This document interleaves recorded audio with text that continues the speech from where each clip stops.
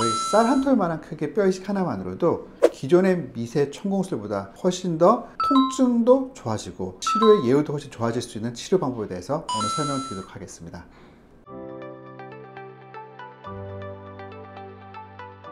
안녕하세요. 두발병원 이강입니다. 연골 손상이라고 하는 건 말 그대로 연골이 손상된 거죠. 우리 연골이라고 하는 게 뭐냐면 우리가 관절이라고 보는 거는 다 연골로 이루어져 있습니다. 어디든지 움직이는 데가 관절이라고 하잖아요. 그럼 움직이려면 어떻게 되겠어요? 그 부분이 매끈해야 됩니다. 발 모형 보면 이 부분 있죠. 우리가 부드럽게 움직여주게끔 해주는 이 부분을 연골이라고 하는데, 이 연골이라고 하는 거는 그 얼음보다 더 매끈해야 됩니다. 엄청 미끄러워야 돼요. 근데 이게 만약에 발목을 삐끗한다든지 아니면 뭐 체중을 많이 이렇게 뭐 실려갖고 이렇게 자꾸 눌렸다든지 어떤 원인 때문인지 몰라도 그 연골 부분이 한번 크랙이 가기 시작하잖아요. 그럼 그게 자꾸 끓여요. 점점 한 부분이 끓게 되면 그게 주위까지 자꾸 퍼집니다. 그래서 그걸 갖고 우리가 흔히 연골 손상, 연골 병변이라고 얘기를 하는 거예요. 근데 이제 문제는 뭐냐면 이게 치료가 생각보다 쉽지가 않다는 겁니다. 한번 연골이 좀 다치고 나면 뭐 우리가 발목을 인대 삐끗했다 그러면 인대는 뭐 몇 주 지켜보면 좀 좋아지겠지 하는데, 연골 손상은 사실은 이론적으로는 그냥 두면 그게 나중에 관절염으로 진행이 되는 겁니다.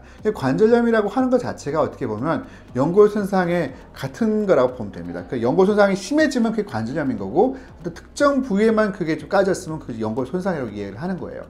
그럼 그 연골 손상이 오게 되면 어떻게든 그 치료를 해야 되는데, 문제는 연골이 잘 치료가 안 된다는 거죠. 근데 그 가장 큰 이유가 뭐냐면 연골이라고 하는 성분은 대체되지가 않아요. 채워질 수가 없습니다. 뭔가를 해주지 않으면 그게 계속 남아있거나 점점 커져요. 그럼 그게 가장 기본적인 치료는 뭐냐면 미세 천공술이라고 들어보셨을 겁니다.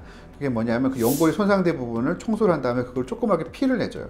그 구멍을 또 피를 내주게 되면 그 피가 어떻게 보면 굳으면서 딱지가 지고, 그 딱지가 나중에 새로운 연골 조직으로 바뀌게끔 하는 게 그 미세 천공술이라고 하는 건데, 미세 천공술을 하는데 이게 간단하게 연골만 살짝 까진 경우에 있어서는 사실은 그런 미세 천공술만 해도 그럼 대체로 문제없이 잘 재생이 됩니다.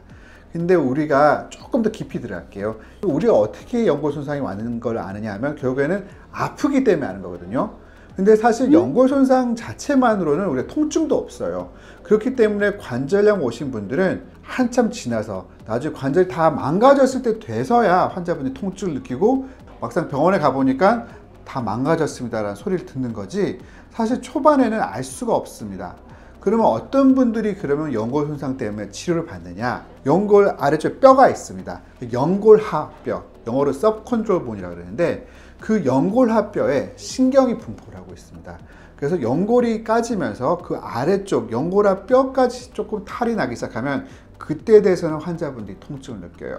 그래서 정말 치료가 필요한 통증을 호소하는 그런 연골 손상 환자분들은 사실은 연골 손상 자체만 관심을 두면 되는 게 아니라 연골 아래쪽 뼈, 즉 연골 하뼈를 어떻게든 그거를 치유를 시켜줘야 되는 겁니다.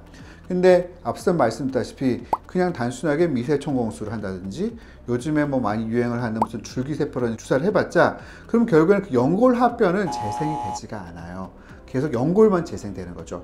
그러면 사실 이런 경우가 생기는 겁니다. 병원에서는 잘 됐다는데 나는 계속 아프고 뭔가 불편하고 원래 즐기던 축구, 농구, 어떤 스포츠 활동 못하겠고, 그러면 어떻게 보면 치료를 받았는 게 과연 목표 달성한 건가? 사실은 그건 아니죠. 사진만 이뻐진 걸 수도 있는 거고, 소위 기능적 회복은 안 된 겁니다.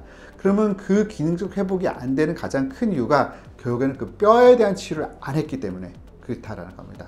그럼 결국에 우리가 골연골 병변이 있는 환자들 같은 경우에 있어서는 그게 단순하게 연골 손상이 있다고 해서 연골만 치료하면 되는 게 아니라 결국엔 그 연골 아래쪽 뼈를 어떻게든 치료를 해야 된다고 말씀드리고 싶고요.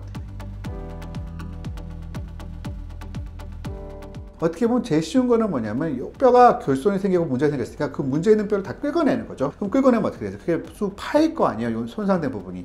그 연골 손상 때문에 치료가 필요하다고 하면 정말 아주 거의 뭐 쌀 한 톨만 하다 그래야 될까? 그럼 우리 뭐 귀흡이개 같은 거 있지 않습니까? 그럼 그런 걸로 해갖고 골반에서 조금 뼈를 채취해요. 그 다음에 그 연골 손상 아래쪽에 그 뼈 끌어낸 부분을 쫙 이렇게 덮어줍니다.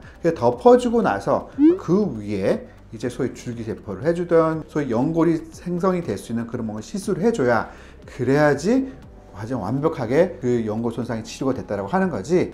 그 연골 손상이 딱 있다라고 해서 그 뼈는 건드리지 않고 그 위에 쪽 연골만 어떻게 하려고 하다 보면 어떻게 보면 치료는 잘 되었음에도 불구하고 계속 통증이 남을 수 있는 그런 상황이 될 수 있다, 이렇게 말씀을 드리고 싶습니다. 일단은 통증 자체가 훨씬 회복이 빠른 것 같아요. 통증 자체가. 왜냐하면 이제 단순하게 미세초몽술만 했을 적에는 거의 피를 이제 재생이 되게끔 기다리는 거고, 우리가 줄기세포 얘기하는데 결국 줄기세포를 어디 채취하냐면 그 골반에서 채취를 하거든요. 그러면 그 골반의 골수가 중요한 건데 그 골반에서 뼈를 떼게 되면 그 골수가 같이 따라와요. 어떻게 보면 그 줄기세포가 따라온 줄기세포가 어떻게 보면 또 한몫한다라고 할 수 있다고 또 볼 수도 있을 것 같긴 합니다. 일단은 발목은 무릎과 달리 작죠. 무릎은 크게 많이 움직이는 각도가 되게 많습니다. 그래서 연골 손상의 어떤 특정 부위 한 부분이 좀 생겼다 하더라도 어떻게 보면 전체 관절 가동 범위에서 그 차지하는 게 사실 많지 않은 경우가 많아요. 반면에 발목 같은 경우에는 되게 작아요. 거의 제가 새끼손가락 2개 이거 공간 정도 될까 말까 그럴 겁니다. 그러면 이 안에서 한 뭐 1cm 정도의 뭔가 어떤 결손이 생겼다 그러면 그 전체 비중을 보게 되면 상당히 큰 부분이 되겠죠.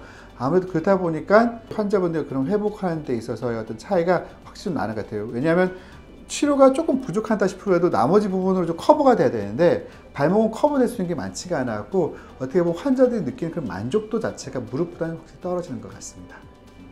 선생님, 오늘 말씀 감사드립니다. 감사합니다.